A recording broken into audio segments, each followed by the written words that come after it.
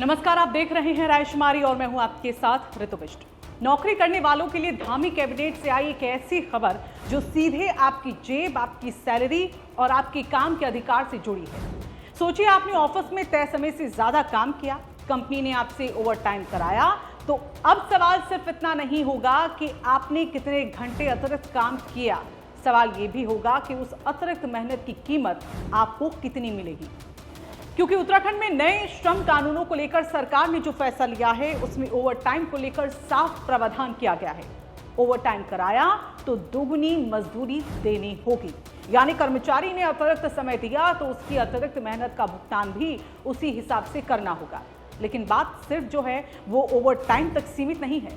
Dhami cabinet के फैसले में पुरुष और महिला कर्मचारियों के लिए समान काम पर समान वेतन की बात भी साफ कर दी गई।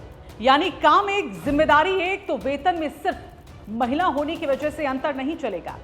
अब जरा पूरे इस फैसले को सिलसिलेवार तरीके से समझिए, क्योंकि नए श्रम कानूनों में कर्मचारियों के लिए कई अहम प्रावधान किए गए हैं। दरअसल शुक्रवार को हुई धामी कैबिनेट की बैठक में नए श्रम कानूनों को लागू करने के प्रस्ताव को मंजूरी दी गई है और इसके तहत उत्तराखंड मजदूरी संहिता नियमावली 2026 में कई महत्वपूर्ण प्रावधान शामिल किए गए हैं।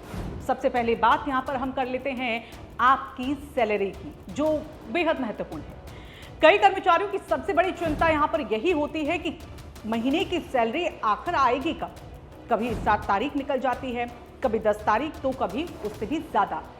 लेकिन अब इस व्यवस्था को लेकर भी नियम तय करने की दिशा में एक बड़ा फैसला किया गया है। आपको बता दें, दरअसल इस नई नियमावली के तहत कंपनियों के लिए हर महीने की 7 तारीख तक कर्मचारियों को वेतन देना अनिवार्य करने पर सहमति बनी है। यानी कर्मचारी को अपनी मेहनत की कमाई के लिए अनिश्चित समय तक का इंतजार न करना पड़े, इसके लिए समय सीमा तय की जा रही है। और अब बात कर लेते हैं एक और बड़े बदलाव की। वेतन का भुगतान डिजिटल माध्यम से करना अनिवार्य होगा। इसका मतलब यह है कि कर्मचारियों के वेतन भुगतान को ज्यादा व्यवस्थित और रिकॉर्ड आधारित बनाने की कोशिश की जा रही है, क्योंकि जब सैलरी का डिजिटल रिकॉर्ड वहां पर मौजूद होगा तो भुगतान को लेकर होने वाले विवादों में भी कर्मचारी के पास एक स्पष्ट रिकॉर्ड मौजूद रहेगा। और अगर कंपनी और कर्मचारी के बीच वेतन को लेकर कोई विवाद खड़ा हो गया तो मामला यूं ही लंबा खींचता नहीं रहेगा। नई श्रम नियमावली में ऐसे विवादों के समयबद्ध समाधान के लिए कमेटी के जरिए कानूनी व्यवस्था किए जाने का भी प्रावधान है। यानी कोशिश यहां पर यही है कि कर्मचारी और कंपनी के बीच वेतन से जुड़ा विवाद पैदा हो तो उसके समाधान के लिए एक निर्धारित प्रक्रिया हो और मामला अनिश्चित समय तक लटका ना रहे। अब आते हैं उस मुद्दे पर जो हर कर्मचारी के लिए सबसे अहम है, न्यूनतम मजदूरी। सरकार ने साफ कर दिया है कि कोई भी कंपनी कर्मचारी को निर्धारित न्यूनतम मजदूरी से कम भुगतान नहीं कर सकेगी।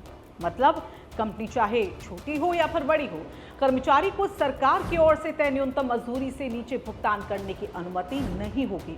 और यही वजह है कि इस पूरी व्यवस्था को सिर्फ एक नियम नहीं बल्कि कामगारों के वेतन और अधिकारों से जोड़कर भी देखा जा रहा है। अब जरा तस्वीर का दूसरा पहलू समझिए। एक कर्मचारी के लिए उसकी नौकरी सिर्फ महीने के अंत में मिलने वाली सैलरी का नाम नहीं है, उसमें रोज का काम है, समय है, मेहनत है, ओवर टाइम है और उस मेहनत के बदले मिलने वाला भुगतान। ऐसे में अगर कर्मचारी तय समय से ज्यादा काम करता है तो उसकी अतिरिक्त मेहनत का भुगतान भी महत्वपूर्ण हो जाता है। नए प्रावधान में ओवर टाइम के लिए दोगुनी मजदूरी का प्रावधान इसी दिशा में एक बड़ा कदम माना जा रहा है। यानी ऑफिस का समय खत्म होने के बाद भी अगर काम कराया गया तो उस अतिरिक्त काम की कीमत सामान्य मजदूरी से अलग होगी। और अब महिला कर्मचारियों की बात। कार्यस्थल पर महिला और पुरुष दोनों एक ही जिम्मेदारी को निभा रहे हैं, समान काम कर रहे हैं, समान योग्यता और समान जिम्मेदारी के साथ काम कर रहे हैं, तो वेतन में लैंगिक आधार पर अंतर नहीं किया जा सकेगा। समान काम के लिए समान वेतन, और ये लाइन छोटी जरूर है लेकिन इसका असर बहुत बड़ा हो सकता है, क्योंकि नौकरी की दुनिया में सिर्फ नौकरी मिलना ही महत्वपूर्ण नहीं है। महत्वपूर्ण ये भी है कि कर्मचारी को उसके काम के मुताबिक उचित भुगतान मिले। धामी सरकार की ओर से श्रम कानूनों को लेकर किए गए इन फैसलों में यही तस्वीर सामने आती है कि कर्मचारी की मेहनत, समय और वेतन को लेकर नियमों को ज्यादा स्पष्ट और व्यवस्थित बनाने की कोशिश की गई है। सरकार का दावा है कि उत्तराखंड पहले ही अपने श्रमिकों को बेहतर मजदूरी दिलाने की दिशा में काम कर रहा है और नई श्रम नियमावली में भी ये सुनिश्चित किया गया है कि किसी भी कर्मचारी को निर्धारित न्यूनतम मजदूरी से कम भुगतान न किया जाए। अब सवाल यह है कि नियमों का असर जमीन पर कितना दिखाई देता है, क्योंकि किसी भी कानून की असली ताकत सिर्फ उसके कागज पर लिखे होने में नहीं होती।